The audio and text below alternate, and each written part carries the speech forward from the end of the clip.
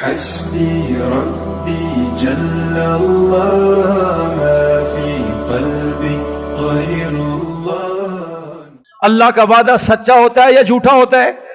تو پارہ 26 میں سورہ محمد کے پہلے رکوع میں ایک آیت ہے، میں اس کا ترجمہ کرتا ہوں۔ یا ایھا الذین آمنوا ان تنصروا اللہ، اے ایمان والو اگر تم اللہ کی مدد کرو گے، یعنی اللہ کے دین کی، اللہ کی کتاب کی، اللہ کے احکامات کی، کھڑے ہو جاؤ گے ان کے ساتھ، اے ایمان والو اگر تم اللہ کی مدد اور نصرت کرو گے، ینصرکم، اس کا یہ وعدہ ہے کہ وہ مشکلات میں تمہاری مدد بھی کرے گا۔ اور پارہ 28 میں سورۃ الطلاق میں فرمایا وَمَن يَتَّقِ اللَّهَ يَجْعَل لَّهُ مِنْ أَمْرِهِ يُسْرًا،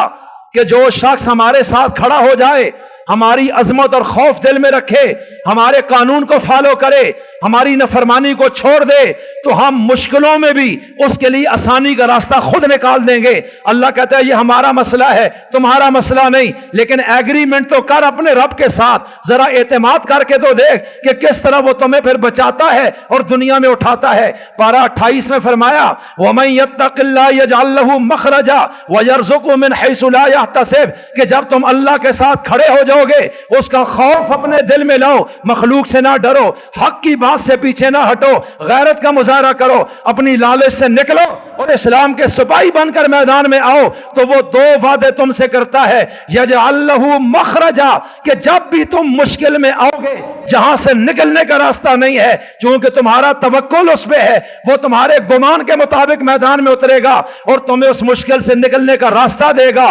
وَيَرْزُقْهُ مِنْ حَيْثُ لَا يَحْتَسِبُ، اور وہ تمہیں وہاں سے رزق دے گا جہاں سے تمہیں وہم و گمان میں بھی کبھی نہیں ہوگا۔ تو رزق کس کے ہاتھ میں ہے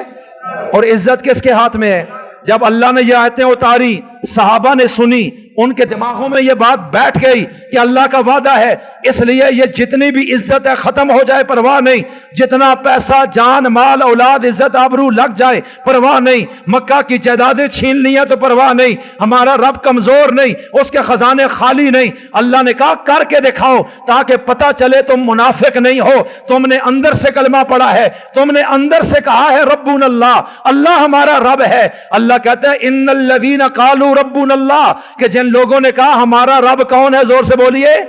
اللہ کہتے ہیں میں نے نبی کو بولا ہے، تلوار کے زور پر کلمہ کبھی نہیں پڑھانا، یہ فیصلہ دل کا ہوتا ہے، اس لیے زبردستی مسلمان کرنا حرام ہے، جائز ہی نہیں ہے، لیکن اگر کوئی ہو جائے تو پھر مرتد ہونے کی اجازت نہیں ہے کہ تم اپنی مرضی سے آئے تھے، اب اسلام کو چھوڑ کر ادھر جانے کی اجازت نہیں۔ توجہ کیجئے گا، پارہ 24 سورہ حامیم سجدہ میں رکوع نمبر 18 میں اللہ کہتا ہے ان الذین قالوا ربنا اللہ، جنہوں نے کہہ دیا ہمارا رب کون ہے، استقاموا، پھر جب مصیبت آئی، امتحان آئے، آزمائشیں آئیں، جیلیں آئیں، ہتھکڑیاں آئیں، بیڑیاں آئیں، پھر راکٹ لانچر چلے، گولیاں چلیں، تلواریں چلیں، نیزے چلے، پھر شہر سے نکالا گیا، جلا وطن کیا گیا، کوڑے برسائے گئے، گلیوں میں بسیٹے گئے، ان کے جسموں کو کاٹا گیا، اللہ کہتا ہے استقاموا، پھر جو کہہ دیا تھا اس پہ کھڑے ہو گئے، پھر ڈٹے ہیں، پھر ہٹے نہیں، بھاگے نہیں، جھکے نہیں، پیٹھ نہیں دکھائی ہے، انہوں نے اپنا ایمان ثابت کیا ہے کہ ہم نے دل سے اس کو رب مانا ہے۔ اللہ کہتا ہے ایمان اپنی قیمت مانگتا ہے۔ ثم استقاموا، صرف دعوے سے میں تمہاری مدد نہیں کروں گا کہ تم نے کہا ہم مسلمان ہیں تو ہم تمہارے لیے فرشتے اتاریں گے، نہیں نہیں، بلکہ جب تم کہہ دو گے ہمارا رب اللہ ہے، پھر میں تمہیں آزماؤں گا، ایسے ایسے طوفان لے کر آؤں گا، اتنی آزمائشوں میں ڈال دوں گا کہ میں دیکھتا ہوں کہ تم میرے ساتھ ہو یا اپنے پیٹ کے پیچھے چلتے ہو، میرے ساتھ ہو یا اپنی دنیا کے پیچھے چلتے ہو، تم میرے دین کے لیے کھڑے ہوتے ہو یا اپنی میں کو بچاتے ہو۔ اللہ کہتا ہے جب تم ڈٹ گئے اور ربنا اللہ کا عقیدہ ثابت کر دیا، تتنزل علیہم الملائکہ، میرا تم سے وعدہ ہے چاہے دنیا کی کتنی فوجیں چڑھ آئیں، میں تمہاری مدد کے لیے آسمانوں سے فرشتے فرما دوں گا۔